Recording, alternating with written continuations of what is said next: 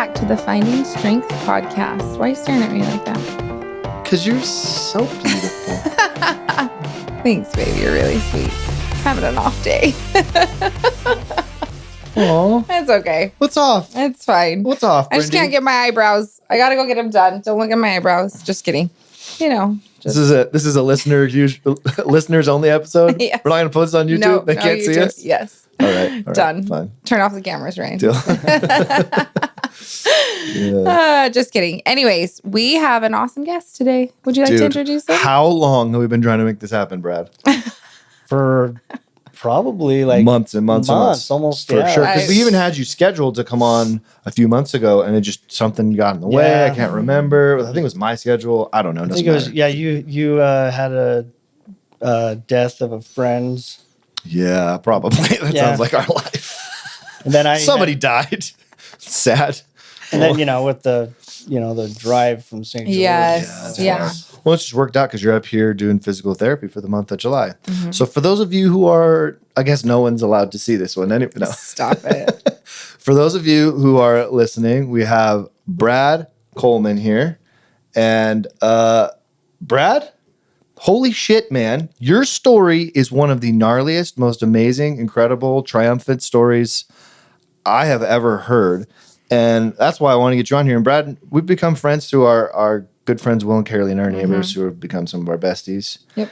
And Brad's also, are you retired? No, still active duty. Still active duty. Just Law enforcement. Yep. Just How long have you been doing that? About 18 years. Oh, wow. This August will be 18 years. So Oh, next my. month. That's a long time. It is. And I thought I was going to be longer, but due to certain, my goal is to get back, but Yeah. circumstances, who knows? We'll see what happens. I mean, so far, you've proved so many doctors wrong, which is cool. Yeah, that is true. Yeah. Yeah. It's kind of your thing, man. Yeah. Right? Like, I'll defy all odds. What do you put a challenge in front of me? I'll make it happen. Yeah, you got to prove otherwise. When someone says you can't do this, it's like bullshit. Yeah. I'll show you. I'll show you. I'll do it. Yeah. Yeah. Yeah. Yeah. Well, Good. your story was all over the news. So Yeah. I feel like a lot of people are going to kind of know about you a little bit and also get an update of where you're at today, which the news should do that. Come Yeah. on. Get on So top of maybe we'll do it a little reverse. Tell this. Yeah. How about you tell the story of how you got to where you're at now? Talk about the crash maybe a little bit, and then we can tell other stories too. Let's start with the highlight of your life. Yeah. So my life was Maybe pretty low. much, I almost got, you never want to get complacent and rhetorical, but that's pretty much how I felt. And I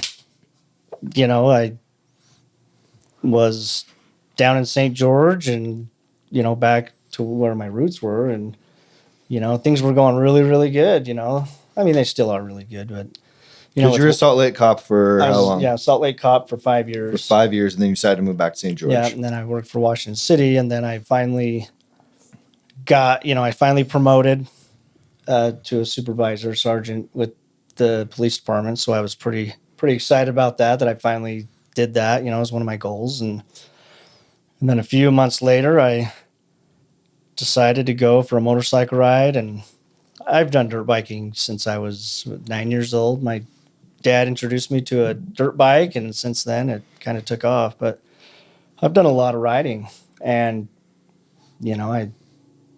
in my mind, I've been hurt quite a bit, but It's part of the game, yeah. and I knew there was risks involved when you're doing this stuff, and so I went out riding, went to meet a friend, and the friend had plans to go to a wedding reception, so I put on some new parts on my bike, and I thought, okay, let's do it. I'm going to go out and ride it, so I don't remember this, but this is how people have told me what happened. filling in the story for you. Yeah, and so I went riding, and I usually come home. I left the house probably 11 in the morning, and then I usually come home in the afternoon for dinner time. And I hadn't come home, so my wife was getting kind of oh, where is he, And I never gave her the phone number of the guy I was supposed to be riding with. So she tried calling my cell phone, and it just rang and rang and rang and nothing. And then about an hour later, she called it again. I went straight to voicemail. And then she sent a text saying, where are you? You coming home? This is about 8:30 at night now. Oh and my it's gosh. getting dark. And the text messages turned green. So for, between iPhones. Androids and iPhones, the message turns green. Or with an iPhone, it means you're out of service. So she panicked. She called a friend of mine who is actually the sheriff of Washington County now, and she called him and said, "Hey, what do we do? Like, he's not home, and it's not like him." And the sheriff knew me. He was my supervisor when I was at the sheriff's office, and he said, "Yeah, this is not like him." So he launched search and rescue, and which is just a group of volunteers that go out with the sheriff's office and they look. They got side by sides, 4-wheelers. And they were looking everywhere.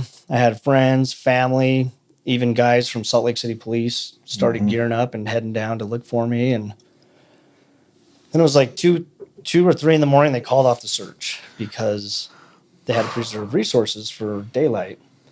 And it was cold and it was raining. And Oh my gosh.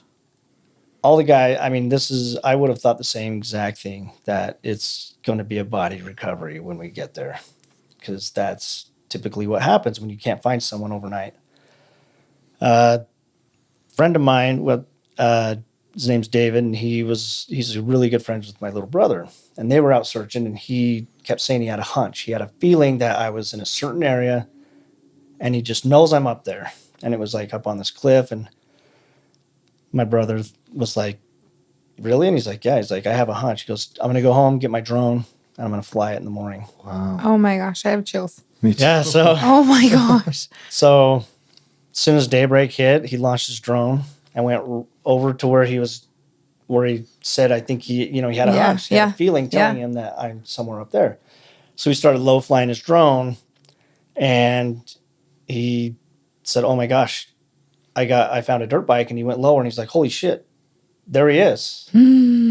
So he was so excited and frantic that he just took a screenshot of the GPS or something, went down to incident command, showed the search and rescue incident command, like, I got him, this is him. And so UHP had their helicopter out there all night, and they flew to where the GPS coordinates, and they lowered down, and they're like, "Hey, we got his bike, and he's behind his bike. We got him." Oh my gosh. And everyone thought the worst, like, "Oh, we're going to go down there."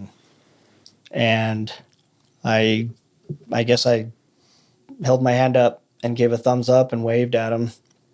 And they're like, "Holy cow, he's moving. He's alive." And so they search and rescue got there, and then, the trooper got hoisted down with I don't even know what they call it, Aries bag. It's like a stretcher.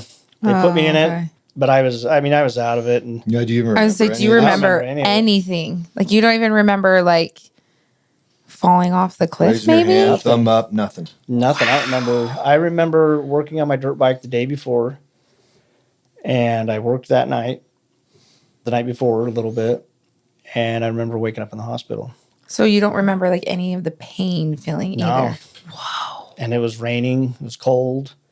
And that's what saved me, because when they found me and they lifted me up, my little brother, he was taking video of everything. And I was open my eyes, and there was like nothing. Like, it was scary to look at myself, like, just looking around, like, what, And he said he had pictures of me, and he's like, I had to delete them. I couldn't show you the pictures when we found you. It was horrible. So yeah, they lifted me to life flight, and then in life flight, because my body started getting warm, my vitals tanked, and they thought they were going to lose me. And get to the hospital, and they were like, we gotta wait till he gets stabilized. And the doctor's like, if he's got a 50-50 shot of living or not living, we need to operate now on his back. And one doctor was like, no, and my back doctor was like, we need to do it now. if we got a 50-50 shot, we got to take that chance. And so Shit. when they did my back surgery, a whole bunch of pressure came out through my spinal column because they found out later I had a brain bleed, and my brain was like so much pressure and stuff. So once they did that, the pressure went down, my vitals went up. Oh, okay. So that saved your life. Yeah, so I think Go back, doctor. yeah, Wow. the back doctor, yeah, it's like And they weren't even intending to do that. That's just what occurred. They didn't even know you had a brain bleed, or yeah, they did. Well, I think they did an MRI and they said I had a brain bleed. oh, okay, Oh, okay. okay. And there's a lot of pressure. And then, yeah, when they cut open my back, all that pressure just released like a balloon, you know. Oh my gosh. Vitals go back up, and then how long is the surgery? I don't even know. Hours, I think. Hours and hours and hours. And then when they were lifting me from the surgery bed back to a regular bed, my leg broke. So my leg was fractured, but they couldn't see it in the x-ray. So when they went to lift me, my femur just separated and broke. And Oh my gosh. I don't even remember it. My wife just says I just jolted really hard, and then she looked at my femur, and it was like, and their doctor's like, uh-oh. So I went back into surgery for a rod, and they cut me open right at the hip, and they were like, he was telling me like they drill it a little bit, and then they hammer it with the mallet all the way through. Through your Oh femur. my Yeah. And gosh. I'm just like, and I don't remember any pain, even in the hospital. I don't remember being in any pain. Wow. That is a miracle. Miraculous. Holy So do you cow. still have the rod in your leg, or they pull it out? Yeah, I still have. They can say I can take it out, but they've like reinforced it because they're like, if he has a chance to walk, we're gonna make it reinforced. So I don't even feel anything now. Yeah. And it's kind of like a souvenir, you know? Yeah, It's a little take home souvenir it's from weird seeing the X-ray. It's like this. It's like femur, and then this huge rod from Oh my my gosh. knee to my hip. Holy cow. So it's like freaking 2 feet Yeah. long. So you have like a gap in your memory. So you remember working on your bike and then doing like some work. What's your first memory of like when you had awareness again? When I first started having awareness, it was even, I had bits and pieces of memory because, so they put you like in the aftercare after surgery. Yep. Where you're in ICU. And I remember one of the nurses took me outside to get some fresh air, and it was raining. And I remember like sitting there, and I remember looking at her and looking up in the sky, and it was dark and it was raining. And I was like, and she's like, oh, it's raining. And I was like, no, I want the rain to hit my face. Aw. And that's kind of when I knew. And then it was like blank again. And then I remember waking up in the neurology unit, which is for strokes, spinal cords, TBIs. And that's when I started my rehab. Okay. But even like, and I had no idea that Will, our mutual friend, Yeah. he was down there for his remember- daughter's dance competition. And he would lay in the hospital room with me No. so my wife could get some sleep. He's the best, dude. And he is. And it's Yeah. like, friends like that. Yeah. That's They I love matter. that guy. Yeah. And I'm like, I had no idea. And there's people like sending me pictures of them with me in the hospital. And I'm like doing thumbs up. I'm making weird faces. And you're like, I and don't even remember. any of it. Oh my gosh. Wild, man. The brain is fascinating It is. because Yeah. it's almost like that's protective in a way. Like your brain's Yes. keeping you from logging away that conscious memory of the pain, but the body still holds on all that stuff. Yeah. And that's Probably the hardest part, I would imagine. Like, yeah, it was. And that's the thing is, after the surgery or after I got out of the hospital, we had the summer down there, which is right? brutal, Yeah. and St. George Summer. it started getting cold, and I was waking up in the middle of the night having panic attacks. I was freaking out, and I was like, "Why am I doing this? Why am I doing this?" And so I was talking to my therapist. I needed, suggested that I've been doing mental health therapy ever since I became a cop. It's Good for you. It's something you do. Yeah, Yep. sure. And Definitely. I was explaining to her, like, hey, this is going on. What's going on? Why am I, I don't want to take, I was taking medication. Like, I don't want to take any more. And she's like, have you ever heard of the book, Your Body Keeps a Score? And I'm like, yeah. She goes, your body remembers all that trauma that night, the cold, the rain. And now it's getting cold. Your body is remembering that night, and your body is freaking out. You may not remember, but your body does. And so once I kind of internalized and realized that, I started sleeping through the night again and not having these night terrors and panic attacks. But You kind of just accepted that that's like, what was it that you did that allowed for that change? Do you know? just knowing that I'm safe now. That's kind of what I had to tell myself. I was like, I'm It's like safe the awareness. now. Yeah. I'm not Yeah. there now. I'm anymore. not there. I have my wife now. You know, if something happens, then I'm not alone. Yeah. and I've always had this, like, it's a weird fear, like probably since like 2010 is when I started having like the fear of dying. Like not dying in the line of duty, but just randomly dying. Probably because seeing so many, dead bodies Yeah. that just died Yeah. weirdly. And, so it's like, man, Well, and this isn't your first near-death experience either. no, No. this is not. Yeah. Yeah. What number is this? I hope it's just number 2. It's like my second or third. My mom told me that she came in the hospital room. She goes, you have 9 lives. They're used. You're done. She's like, you're done. You're done. Please stop. She's like, I've had a ruptured spleen where I almost bled out when I got to the hospital. The doctor's like, you're lucky to be here because you've lost a lot of blood. And I was like going in and out of consciousness. I've had so many concussions. I was attacked. Yeah, tell us about that one. Yeah, so back in 2011, a guy broke into my house and attacked me with a baseball bat. Was this random? Yeah, Or did you know you were a cop or something, or do you not know? No, so it wasn't because I was a cop. Okay. It was with an ex-girlfriend issue. Okay. And I think they broke up, and I think he just wanted her back so bad, and he followed us that night. He like stalked us and then went to my house and broke Rage in. and And I jealousy, lived with my yeah. little brother, and I remember laying there like I had fallen asleep, and I remember waking up and I see this guy with the mask on with a coat, and I thought it was my little brother. And I'm like, Brian, what are you doing? And all of a sudden I see this thing come up, and at the time I thought it was a bat. It was a shovel handle that he had cut off in the parking lot of my apartment.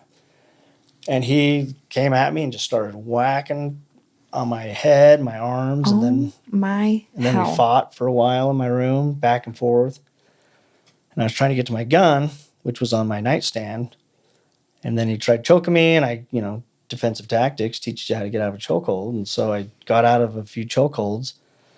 And then I thought, if he's trying to kill me, I'm not going to go for my gun, because then he's going to Go for my gun. I don't want him to use my gun. To have a gun. Against me. Yeah. Yep. So I just fought him, and then he got me choked out, and next thing I know, I'm waking up to police in my house. And I remember waking up and I'm like, hey, I had this crazy dream just a minute ago. And then she wasn't there, and then I sit up and I look around and there's blood everywhere. I'm like, holy cow, that was real. Oh my gosh. And then again, like the brain stepping in and like protecting. Yeah. Like I thought I was having a dream. That is crazy. Brad, Yeah. you got to stop with these heart attacks for everybody, man. I know. I am like palpitating over here. This is crazy. Yeah, it's I've had some interesting stuff happen in my life. Interesting is one way to describe it. I've been dancing with death death is like right behind me, and then it's like, dang it, You guys are homies now. Have you ever seen that movie, The Puss in Boots, where like he's dancing with death basically throughout the whole movie? You need to watch that movie. Yeah. Your boots, man.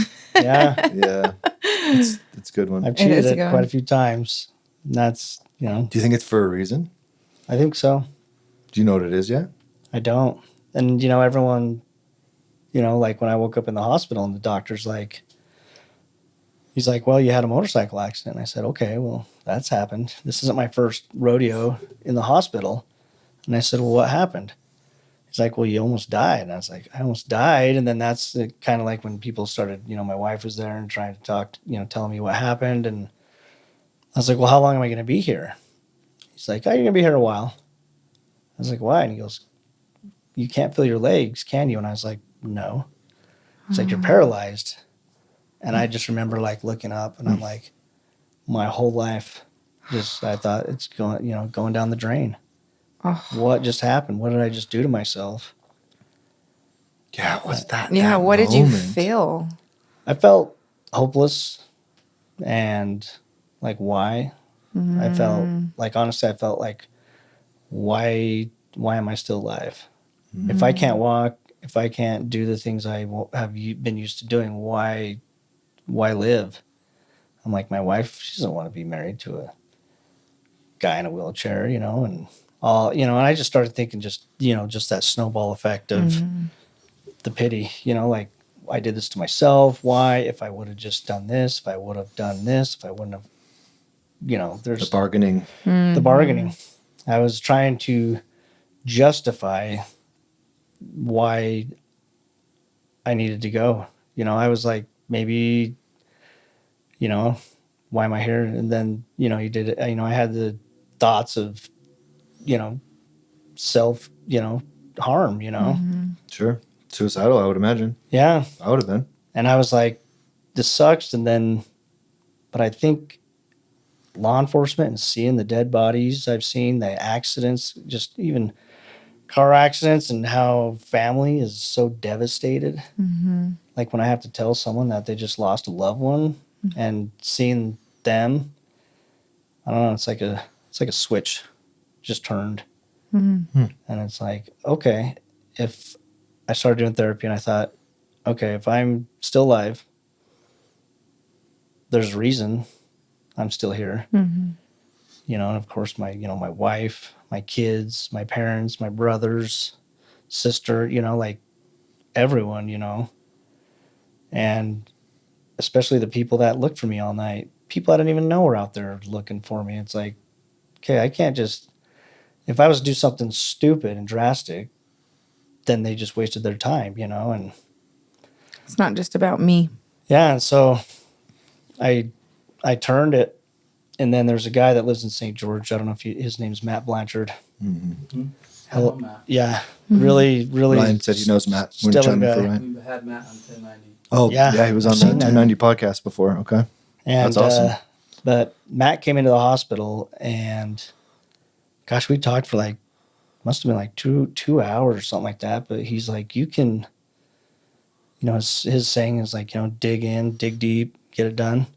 And he was telling me, he's like, you can sit here. Yeah, you go home, feel sorry for yourself, like feel bad. But it's like, I can tell you, I was paralyzed twice. And he's like, this sucks. There's no doubt about it. But you're here. He goes, get it done. And I think that kind of changed me. And I started like, all right, let's teach me how to do stuff. And so I just What do you think he meant by get it done?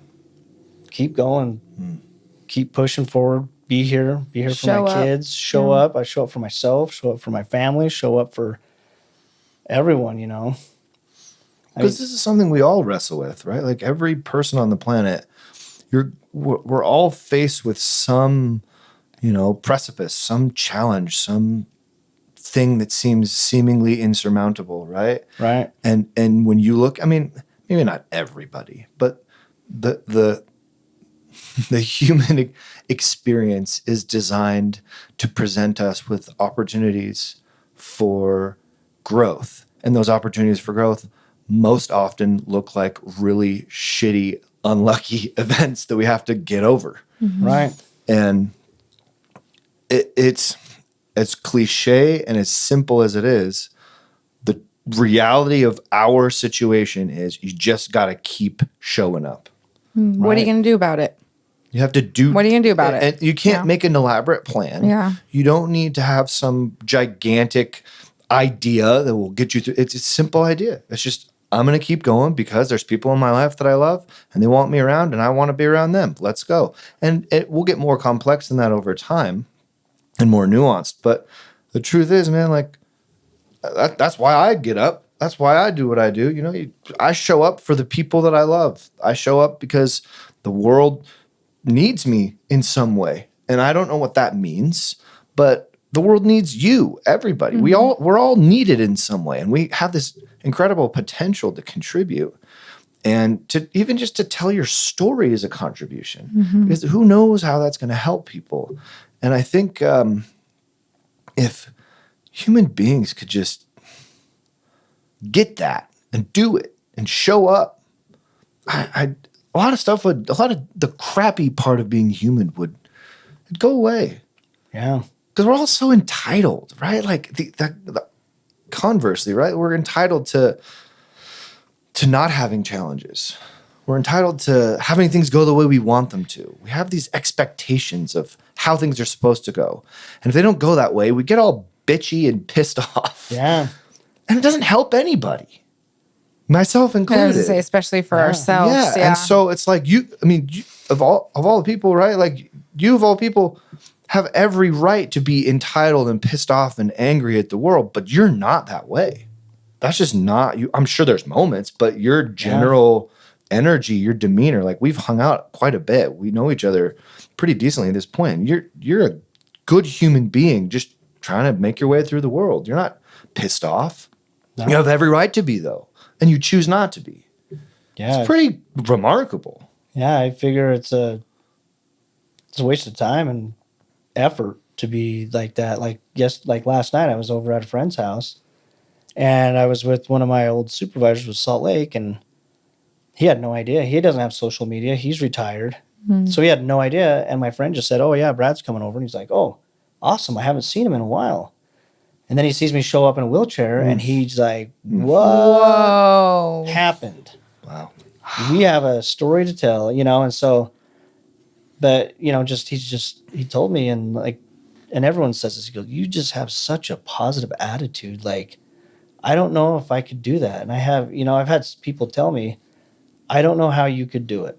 I don't know how you do this. Why, if it was me, I don't think I could do it." And I said, "Well, here's the thing. I never thought about being paralyzed. I didn't know what it was about. But I found myself in this situation and I have to make the most of it." I said, if something like this was to happen, and hopefully it never happens to anybody more, but it's like once you're in a situation, you just deal with it and you move on, yeah, this is a shitty hand I've been dealt. Yeah. But I got to take this hand and deal out the rest of my life with it and make the best of it. I can't just sit by and do nothing, Because the alternative is quit. Yeah. I mean, that's it. You got two choices. Yep. Keep going or One choice. give yeah. up. You're going to go or you're going to stop. What are you going to do? Yeah. And that's like my physical therapist told me, he's like, you could sit in a chair and be comfortable and just ride it out. Or he's like, you're getting progress. You keep going. He goes, I hate it when I see people that just, "Oh, I'm paralyzed. This is it." But you Kind of resigned to it. yeah. And me, it's like, if I have something come back, I abuse it, I'm going to use it like crazy, like standing up, I'll stand up, brush my teeth, shave, do the dishes until my legs get tired, and then I'll sit in my chair. But I try to do as much as I can out of my chair, whether it's stretching, whether it's doing something, and that's kind of how my therapist said. He goes, "I don't want you to get comfortable in your chair. I believe you're going to walk again. So let's not get you comfortable in the chair." That's cool. Wow. Yeah. Yeah. And so I'm like, yeah. I don't want you comfortable. That is so beautiful. Yeah. That might not resonate with others the way that resonates with me, but that is such a truth. This idea of being comfortable, man, it's That's a killer. it's stagnation. That's what kills you. Yeah. It is. Comfort. You just can't Yeah. rest. Like Nope. there's no rest. We're not here. Like you sleep, you get back up and you fucking go. Yep. And no matter what happens, you got to do it. So the hard part though, for most people, right, is we might know what we have to do. And sure, let's keep it simple. I just got to put one foot in front of the other, so to speak. And quite literally for some of us and figuratively for others, but literally for all of us, you just got to keep moving. Put one foot in front of the other, right? Okay. Deeper, right? And this is the psychological aspect of this. But why? But why keep putting one foot in front of the other? Why stand up to brush my teeth rather than sit down? Why choose to remain uncomfortable and stay uncomfortable rather than just resigning to whatever circumstances? And that's a big question that human beings have to ask themselves. And oftentimes when we're faced with these seemingly insurmountable challenges, we learn the answer to that question that we didn't know was there in the first place. Why continue? Why go? And really, like, from a super kind of like simple, very base standpoint, it's why live? Because a question that every human being has to ask themselves eventually is, should I take my own life? And that's a weird thing because that's an option for every human being. Yeah. But we choose not to, because you could, but you choose not to. Why?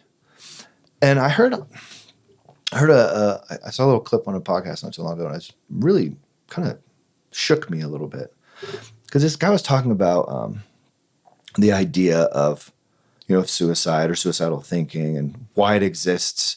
And I do a lot of talks about suicide. And it's rampant in the law enforcement culture. It's rampant among people who feel hopeless and helpless, and it's a huge, major problem in this world because people don't have purpose. We don't have a lot of hope, and I don't want to freaking go forward because I don't have a why.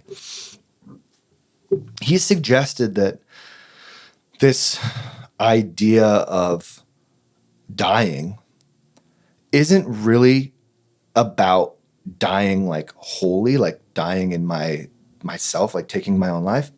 There's something that's a part of me that needs to die, and I need to accept that and allow that part to die so that something else can be reborn. So it was a really kind of simple twist on it. And it's not a new idea. Like we've talked about that before, probably even on the show. Yeah. But I think that there's this acceptance around I need to allow something to die, some idea to die, some version of me, I would some say part some of old me. version of me, so Yeah. a new version can step forward. Yeah. Yeah. Yeah. Do you resonate with that idea at all? Yeah. Like it's like ever since this happened, I thought, I just did things so mundane, like I did this, I did that, There wasn't really a whole lot of purpose behind it, maybe? there was or? there was, like purpose and stuff. Like I got into law enforcement because I love helping people. And I truly, I believe I was a good cop, like I cared. I had my discretion. I had compassion. I had reasoning, And when this happens, it's like, okay, like now I have this new life, new way of doing things, and I can still do the same things. I just need to do it differently and still help people by showing up and doing things. Like I go to the gym, and every time I go to the gym, someone at least comes up to me and is like, what happened? I'm like, oh, I'm paralyzed. And like, if you're in here working out and you can't even walk, then why is this person making excuses not to come into the gym and take care of himself? So I think, like this is a new life for me and there's purpose behind it. And so it resonates with me big time. It's like I got to find new purpose, like my new meaning. Have you found that? Have you found like what helps you like get up in the morning with this new life that you're challenged with? Just getting up and seeing the kids. I always think about like how close I was to not being able to do that. And so now it's like I don't want to take anything for granted. I don't want to miss out on something. And so I'm like doing like, at first I was, I was just kind of like, I don't want to go anywhere. I don't want to drive. And then I got hand controls. And then it was like, okay, I'm out of the house. This is great. Now I'm taking the kids, running errands, doing stuff, and it's to show my kids that hard work, hard stuff can still be done. Yeah. I just have to do it differently and don't give up on anything, And I always tell my kids, I'm like, they're like, Dad, does it suck sometimes? And I'm like, it does, absolutely. I said, but That's life. It's life. Yeah. We got to do this. Life sucks sometimes, yeah. And my daughter, she's 9 now, and she's really like, she loves helping out. When I say, hey, can you reach this? I can't reach it at the store. And she gets all smiley and grabs it, and do you need anything else, Dad? Are you okay? And so she's always checking in on me. That's so innate in us. It is. But it needs to be like awoken somehow, this desire to contribute, to serve, to be a part of something bigger than us, and it's so innate, and even in these little kiddos, they want to do it. Oh, they want to be helpful. Yeah. When given the opportunity, they can. Yeah. It's kind of, so with my clients, to like help with them change their mentality is like what I like what you said, that you have this opportunity to be there with your kids. And I try and teach them, like, I get to do this. I get to wake up today. I get to like get in my wheelchair and still be here and be like a dad. Like I get to be a wife or a husband to my wife and stuff like that. And so I think just that mental change that people can and switch through a trauma like that is such a game changer, rather than staying in that dark victim mentality mode that gets really scary and the hope gets smaller and smaller and smaller. Right. So just finding that glimpse of hope to change that setting in your brain of, okay, I get to still be here and do this. And I feel like you figured that out, because not only are you still here, but you're now, I feel like, using this opportunity to help other people. Like I follow you on social media and I love the things that you post about, like, I remember when you could fill up your own gas tank. Like it just gave me chills, because I take that for granted. Like, oh, you're so excited about filling up your gas tank, but holy shit, if you're paralyzed, filling up your gas tank is not this like, oh, I'm going to pull into the gas station, take 10 minutes and get back on the road, and it just your example of who you are, and you're helping people just by doing that, by just being you, which is so awesome. I've gained so much more of gratitude for like the things that are easier for me than it is for you and stuff like that. And I think that's something that is awesome, where you took the opportunity to put yourself out there like that, because that's hard and that's vulnerable to like, here I am, now I'm paralyzed. Look at my life and how, like, what I have to go through to just like get up in the morning and stuff like that. And I think that's like remarkable. And I'm grateful that you put that out there and help people. Stuff Yeah, like it's that. like So I want to show people like what it's like, and not just because like, like, oh, I'm paralyzed now and stuff like that, but it's like so people can understand and see kind of what we go through, like like cooking. Like I can, I cook. It's I do it. I have to like, lean up, but now I can stand up and do some stuff. But yeah, it's like the kids are out of school and wife works, so every day I get up, I go make my coffee, I get the kids fed and everything before I, go to the bathroom and stuff. And, it's like I got to take care of my kids first. And then, and my little girl, she's, learning how to do stuff. And So good. And I'm so OCD with some of the ways the way I do stuff. And so when she's like buttering her toast and she gets this big old glob and it gets on the counter, I'm like, whoa, because stuff, I mean, I can still do a lot of stuff. You're still a dad. I can relate. And stuff just like this is, I can still do everything that I used to. I just have a different way of doing it now. But it like sucks. Like if I drop like a fork or something like that, I'm like, I get so mad. I used to get so mad, and then I'm like, dang it, there, then I have to like lean over, get it, and then now my dog loves it because sometimes I drop food on accident, and she just comes over and just cleans it up for me. She just hangs out by your chair all day, dude.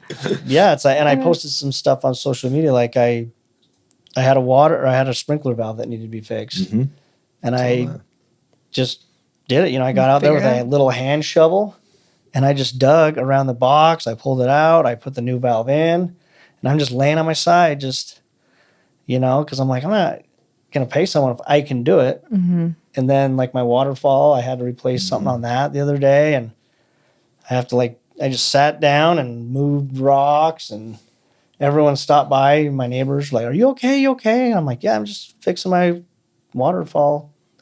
Like, "Okay, need help?" I'm like, "No, I got it." And I'm just laying there. It's like, if I can do it, I'm gonna do it. I'm not gonna sit around and What a great example of like discipline, right? And Definitely. like determination. That's Yeah. awesome. Even like with the walking, it's like, I have my plateaus, and I have my hard days where it's like, is this, am I going to walk, but when I first started out with therapy, I couldn't even, like, I could barely stand. And then I got these leg braces. Sorry, the doctors told you you'd never walk again. Yes, they correct? told my wife, like, he's never going to walk again. He's not going to have any movement or anything. And I couldn't have anything. Below my belly button was just nothing. Okay. So you start physical therapy, you can't stand. How long ago is that? And that was in late March, early April, when I was doing physical therapy. Of what 2023. So it's 2023. been about 16 months now. So in 16 months, he just walked up 2 flights of stairs, by the way, just so everybody knows. Yeah. Right? Like, so you get told, sorry, dude, you're never walking again. And you're kind of like, what? What's the mentality? I was like, well, I will. And they're like, no, and then my one doc, so I got 2 doctors. I have my back doctor saying you're never going to walk in. My neuro doctor that has these, he doesn't want to say can't, never, Yes. or can't like that. Yes. Which Because I anything's love. possible, right? Yep. So Yeah. he just says, I don't know what's going to happen with you. He's like, your spinal cord was not cut. It was no bones in it or anything. It just was squished for a while. So if it takes shape and starts firing, you could walk. You could get 100%. You can get 80, 90, whatever. And so I took that, and I was like, okay, if I can get Little ray of hope. even, Yeah. and then like after 6 months of therapy, my therapist is like, you're probably like 60% right now. Wow. And so now I'm walking with forearm crutches and stuff, and that's why I came up to NeuroWorks. It's like if someone can, they kind of put a fire in my brain, like, Yeah. hey, you could walk again. And then my back doctor's like, oh, you're never going to walk again. And then I get discouraged, but then I'm like, okay, they work on backs. Yeah. Yeah. They're not neuro. Yeah. But I did when I went to my first appointment, which was like, I think it was like 6 months after I got out of the hospital. He's like, hey, how's it going? Do you have any movement or anything come back? And I kick out my leg like this. And I'm like, kick both legs out. And he's like, whoa. Like, he was excited. He's like, that is impressive. I did not think that was ever going to happen. That's cool. So I'm not there yet. I'm not there Yeah. yet. But you're going to get there. And like lately my mentality is like, never say can't. Yep. If there's That's a good one. That's why you That's change, a good one. and change it out for I'm not there yet. I'm not there I'm yet. not there yet. Because Yeah. that gives it Yet. hope. Yeah. Never Yeah. say can't. Never say can't. Yep. Not And there like yet. Yep. Will came down and we did it. We went to this resort down in there in St. George, and I Yeah. was We're I had coming a to the fear of next getting in the one. water, right? Okay. And just because, being with paralysis, sometimes, you go at any, you can go at any moment, Yep. you know. Stuff just kind of falls Falls out, out, right? It doesn't stay in like it used to, And- because it affects the digestive tract too, right? Yeah, the digestive, Yeah. your bladder, and your bowels. Bowels, yeah. And so I was afraid to get in the water. And I'm sitting there, and lo and behold, here comes Matt Blanchard floating around in a tube in this like little resort. And he's like, what's up, dude? And he's like, get in. I'm like, no. And he goes, why? And I'm like, well, because I'm afraid of ruining everybody else's time. He's like, get in. So I got in. I like it. I love it. And- Serendipity. Oh, And then that's so cool. me and Matt floated around for like 2 hours. That's awesome. And I was like, I did it, And I was like proud of myself. I'm like, man, You I did should it. be, man. Like that was a fear of mine. Yeah, Yes. for sure. And I did it. And I was like, this is fun. Yeah. And now I'm doing like up here. So tomorrow afternoon, I'm going adaptive water skiing No way. with NeuroWorks. That's awesome. Yeah, and then- that's a thing. And That's then Thursday, I'm going adaptive mountain biking with Wasatch what? Adaptive Sports. Of course, why not? Yeah. So I figure if I'm up here for a month, I'm gonna Take full Hell yeah. advantage. get take full advantage of what I can do in life. It's not over, You're gonna post this stuff? Yeah. Yeah, that's awesome. So it's So people like, can kind of see what that looks like. Because I'm super curious. I follow you on social. yeah, it's like watching your journey has been inspiring, dude. Like I'm like tearing up over here because it's so It is freaking cool. Yeah. It is. it It's is. amazing. Like, and when I look back, like every time I think, like, is this, am I gonna be like this? Am I gonna be paralyzed forever? And then my wife, she's like my biggest cheerleader, and she's like, amazing. she's like, no, just not yet. And what's crazy is when my wife was telling my kids that I wasn't coming home, that I wasn't back yet in the morning, and she was crying. My little girl was crying because my wife was crying. She had no idea. And she's like, Dad's not home yet. He crashed his motorcycle and they're looking for him. And my little boy says, it's going to be okay, Mom. Oh. Dad's going to come home in a wheelchair, but he's going to be okay. And I came home in a wheelchair. And then my little boy says, Dad, you're going to be okay. You're going to be in a wheelchair for a while, but you're going to walk again. and then every time I get in these braces and I walk with my forearm crutches or my walker, he's like, Dad, you're walking. No, the And that best. just like, Oh, there's so many whys, like Yeah. whys, like, just to have the kids be inspired to do hard Oh, things. yeah. Worth it. And there's so much more. They're learning so much Oh, from like my this. neighbors Oh and my stuff. gosh. Yeah.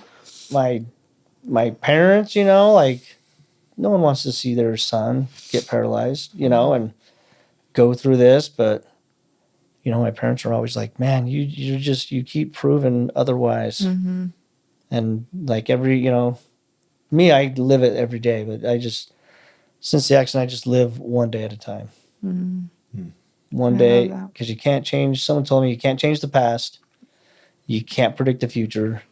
So live today for today and make the most of it.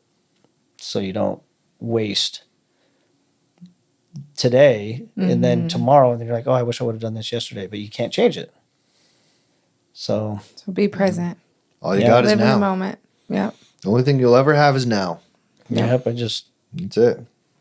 live it, love it, I guess, Well, I mean, you don't really experience anything outside of right now. There's this idea of something that's to come, and there's a bunch of ideas about things that happen, but in the end, it's this now thing that you're experiencing Yeah. over and over and over and over. And it's kind of cool. And you get to decide how to do your now. And you've decided to do it like a fucking badass. And it's I impressive. know. Seriously. and one of my therapists, he I'm always worried like about my work. I'm so close to retirement. Will I get to retirement? What am I going to do for work? I've devoted my whole life to being a cop, and I went to school for a minute, in college, but never got a degree, and I never thought about what I was going to do after this. After law enforcement, now it's like, man, am I going to get to retirement? And my department's great. They are working with me. They love it, and I was telling my therapist this, and I'm like, I get freaked out all the time. And he's like, quit catastrophizing everything. You're thinking the worst all, end all. Yeah, what freaks you out? Therapist question. being able to make money the way I used to and provide for my family.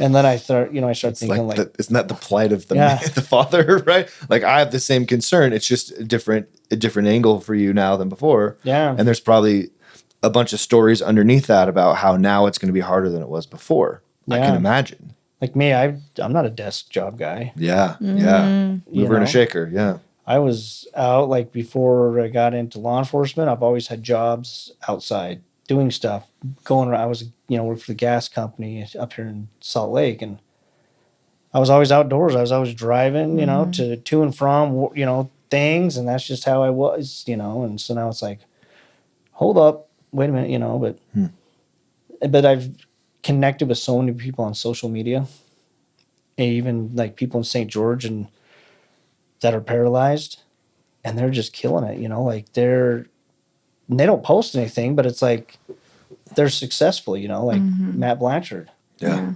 successful, and it's like, okay, it's not gonna be bad, It's not the end. Yeah. It's just a Yeah. new version of this thing. Of It's today. like I'm just beginning this new version. I figured out things before. I'll figure it out now. Yep. Things will just come, And you don't do it alone. That's what I love about this. Is you're not doing it alone. No. And like Mike is like, no, get in the water. It's Yeah. like about Matt. or Matt. Is that Yeah, Matt? yeah. Sorry. Yeah. Until, getting you in the water and stuff like that and making this about the we. And I could, in the future, I could see you being that for someone else.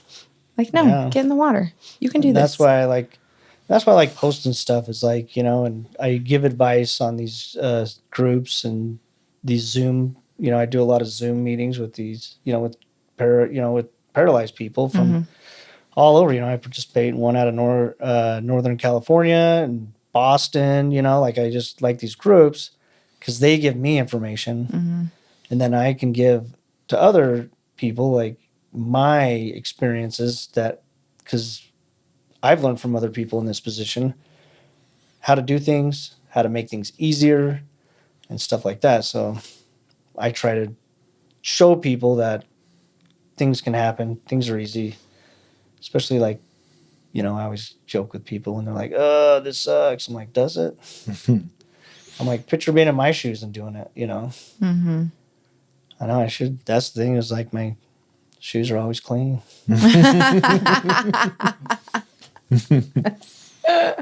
Not wrong. Not wrong. But I'm Not always wrong. like joking around with, Yeah. I've always been a humorous guy, like, Mm-hmm. and that's just kind of what's kind of got me through this is joking around. Don't Yeah. and Don't take life so seriously. no, Yeah, you gotta it's laugh too, sometimes. It's too short, and that's It's the thing too is short. I've Yeah. learned it's too short. My grandma, Mm-hmm. That's what I just thought of. Yeah. she was one of the best people ever. Like people say that about their grandmas. I will contest that. I'm just kidding. The grandmas, they got some wisdom. She was 90 years old. The very last piece of advice she ever gave to us was just laugh a lot. Laugh a lot. Don't take Don't things take so life seriously. so seriously. Yeah. Goes by way too fast. And it's just like, but sometimes I do. I think we all do. Sometimes it's Yeah. this huge, massive deal and it's this major thing and I blow it out of proportion and I'm all emotional.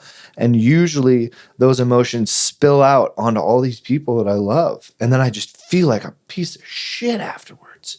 And learning how to, for me, the struggle has been to learn how to keep it in perspective and to laugh and to keep it light rather than just making things such a big deal. Mm-hmm. And I would imagine that's true for you, man. Like, because it could be a big deal every single, but Yeah, why make it a big deal when it's just something you got to do? yeah. And there's times where I feel bad because my kids will be doing something, they'll be fighting back and forth. And the other day, I like yelled at them, like, "Stop it! Why are you guys doing this? Stop it! Get away!" And I was yelling, and then I was yelling, and then I realized it wasn't because what they were doing. Mm. It was because my own frustrations, and I'm Yeah. taking my own frustrations out in that way, instead of dealing with it myself, I'm, my kids, they got upset, they were crying, and then Been there and 1,000 then, times. yeah, and then I have to sit down later with them and apologize that it's like, you guys are just kids. Yep. I know, but Dad's got his own frustrations with this whole paralysis thing. But I have to deal with it and not take it out. And that's what I've been learning is deal with it myself. It's not about me. It's about everybody else, It's about us. It is. Yeah. We call that the we is greater than me. Yeah. Yeah, you've heard that. Yeah. I'm sure, because you're in on what we've been doing. Yeah. And it is, Yeah, it's true, man. What I do, what I say, my emotions affect everyone, Yeah, my contribution to this thing is one that I choose to make or one that just happens naturally. And the one that happens naturally a lot of times is very emotion fueled and might not be the one that I would choose or design. And a lot of times that has some pretty gnarly fallout associated with it. But if I choose to contribute in a certain way, I'm deliberate about it, I'm conscious about it, that helps us to feel better. Those emotions don't drive everything. And now the emotion is the result of my actions rather than my action being a result of my emotions. That's a huge flip. And it's as simple as being deliberate and conscious about what I'm choosing to do. And sometimes I do that freaking shitty yell at my kids thing, but then I go back and I deliberately, consciously go apologize because that's what you got to do. Yeah, I lost on the friggin', I don't know, I was yelling at the kids the other night for something. One of the neighbor kids came over. No, it was like a friend came over and it was something weird and I freaking yelled at him and kind of got a little, I don't know, huffy and aggressive. And I was like, oh, crap. I had to go back out and apologize. And Well, you realized it was about you and not them. yeah. Like that was a me thing. And so, yeah, you went out and you said that to them. Because it's hard, man. There's so much stuff. And this, one of the feelings that I struggle with, and I notice that a lot of people struggle with the same thing, is this, and it's a hard one to pinpoint, but when you do pinpoint it, it makes a lot of sense. It's a feeling of helplessness. We're not really good at identifying that feeling. We just feel like we're angry or we're upset or we're pissed off or whatever. But really underneath all of that is this feeling of helplessness. And I can't really do a whole lot about this thing. And I'm kind of powerless to the situation. So I respond with anger so that I can take control back, right? But accepting that I am helpless to a lot, that I am powerless over a lot of things. That's a rough one, but That's when you can it's do scary. that, Yeah. but that's how we kind of manage this resentment towards my experience. And instead of being upset at the circumstances, I take control of my actions and I can use those actions to change how I feel about my circumstances rather than being upset at the circumstances. And that's a challenge in of itself to figure that out and to practice it. And I suck at it, but I'm trying. That one's just trial and error. It's a lot of trial and error. That's what that one is. Yeah. A lot of error, some trial. Oh, stop it. You're doing a great job. Yeah. Some days it feels that Did way. you I don't know, do you remember any moments of your parents really coming to you and genuinely looking you in the eye and being like, I am so sorry that I reacted that way? Yeah. That is so big for these kids to learn, especially at such a young age. Right. They watch what we're doing and they replicate it. So I think it's huge that you even go to your kids and say, hey, I'm sorry that I yelled at you. That's big for them. They need to learn that they too will have to apologize one day. And they're like, oh, I remember when Dad did this. I think this is how you do it. Yeah. Yeah. It's important. My mom was telling me, because I was like, I just keep yelling at the kids. And she goes, did you ever, I don't remember my mom yelling at me like that, And she told me, she's like, I never yelled at you guys. But it wasn't that I wasn't yelling. I would go in the room and scream into a pillow or pillow something. because I didn't want you guys to see me angry and upset. Wow. And, and and I try not to do it like when I'm frustrated with my own stuff. I drop something, I can't do something, or I get, sometimes I bang into the wall and it like shoots me forward almost out of my chair. And I'm like, man, and then I get frustrated, and then I get mad. And I'm like, hey, I don't want my kids to see how mad I'm getting, So now when my little boy, he's like my mini me, when he gets frustrated, it's like, hey, let's sit back, let's breathe, and let's think about how to do it or how to do it differently, Yeah. or do something else to take your mind away from it and not do it anymore. Yeah, that brief little moment of pause, that breath, that little space in between the feeling and the response. Man, that's a very powerful little gap. And if that gap's not there, and I have to make that gap, I have to consciously choose to have this little space in between feeling and action.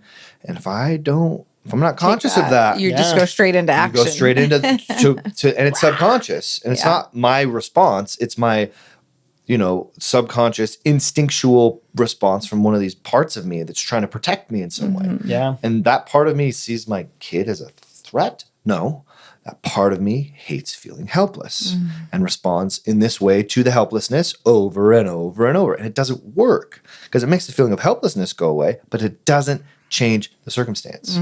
It leaves me a victim to that circumstance. Yeah, and I'm responding to the circumstances from a place of instinct rather than conscious choice.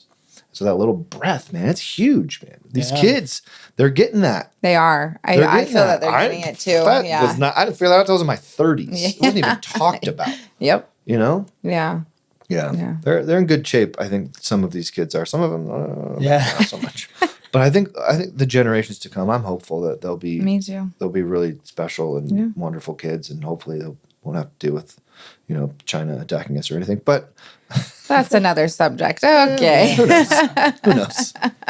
Maybe they will. But yeah, that's really wonderful, man. You're an inspiration, dude. Really?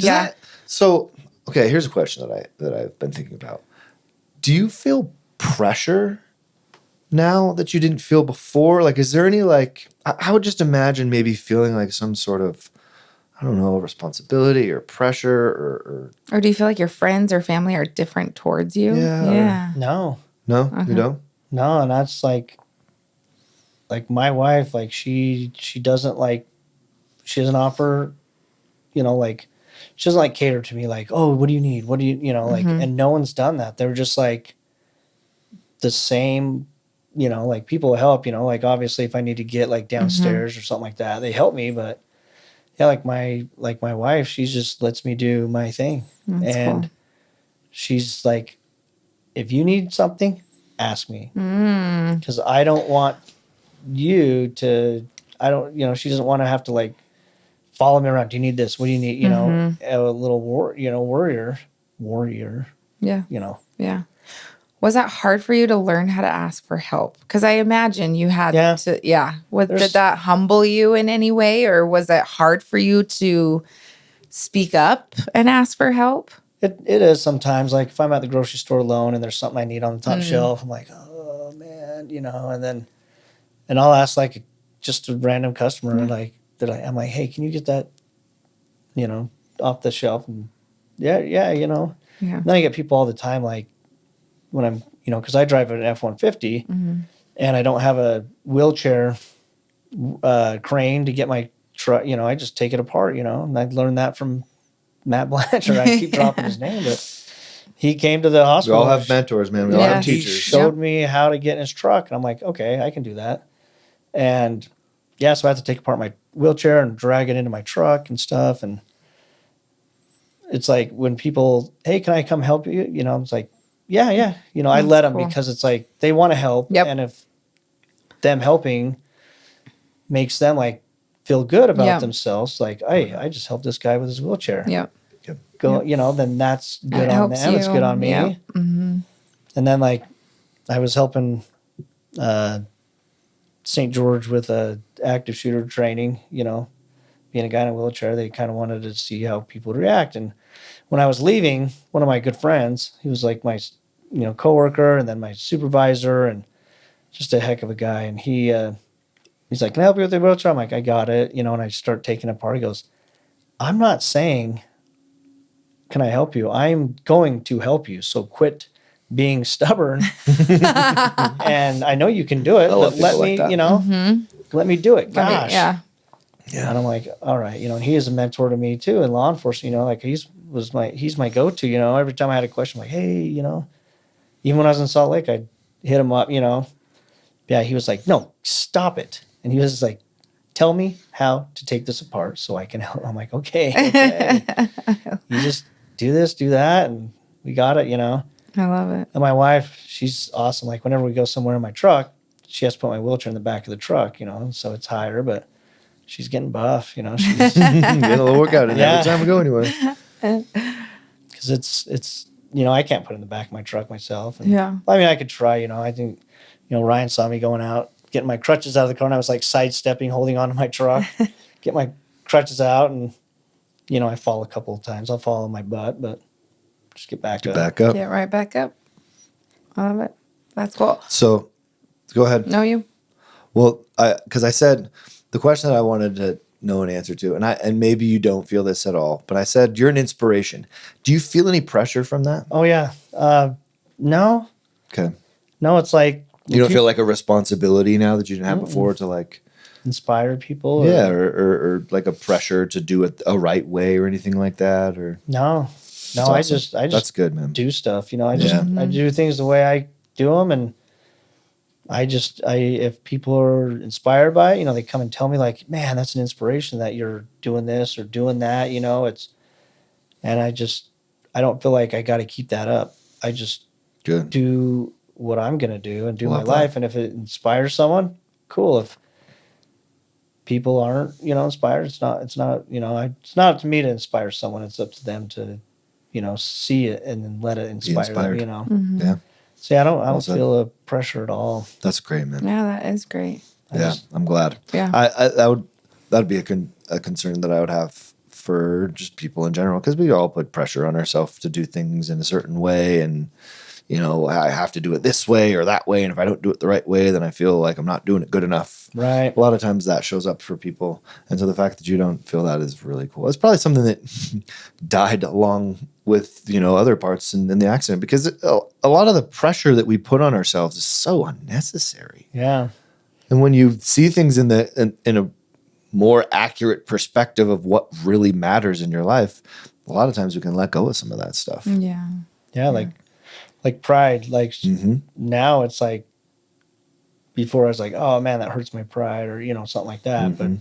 now it's like, I don't have that issue anymore. Like nothing's going to hurt my pride, you know? Yeah. And so when people are always like, oh man, does it suck to, you know, I'm like, can't get any worse. You know, I'm like, if you would have seen me a year ago, yeah. I couldn't do this. I couldn't, you know, there's a lot of things I couldn't do. Yeah. And that's what my wife keeps reminding me is like, this is you back then. This Yep. is you now. And I save all these pictures and stuff. And I've got like a folder that from start to, you know, I just update stuff in my photo album on my phone. And I always look back at it. It's like, okay, this is where I was. This is where I'm at now. It's like it gets better. And that's when people like, you know, on social media, on these forums, they're like, I'm newly injured. And how do you guys deal with this? You know, like I'm feeling suicidal. What should we do? And like, there's so many people, like hundreds of people, like talk to someone, do this, do that. This is how I do it. You know, life gets better. You know, your first initial few months, like it took me maybe probably close to a year before I felt like, okay, I can do this. The confidence. Yeah. Like I went camping a couple of weeks ago. Like my dad, Oh, I saw that. Yeah. my dad and my That's legit. twin brother were like, we're going camping and you're coming. I'm like, well, how am I going to get in the trailer? And they're like, you'll figure it out. We'll carry you if we have I to. love it. Right. And because all the girls went up here to my niece's baby shower, and so we went there, and it was easy. Like it was hard, but it was doable. Yeah. And it was so nice to be like, as soon as I got there, I felt the sun on my face, closed my eyes, listened to the pine trees, the wind going through the pine trees, the aspen leaves making their noise. The smells. And Oh. I'm just like, Nature's Man. healing.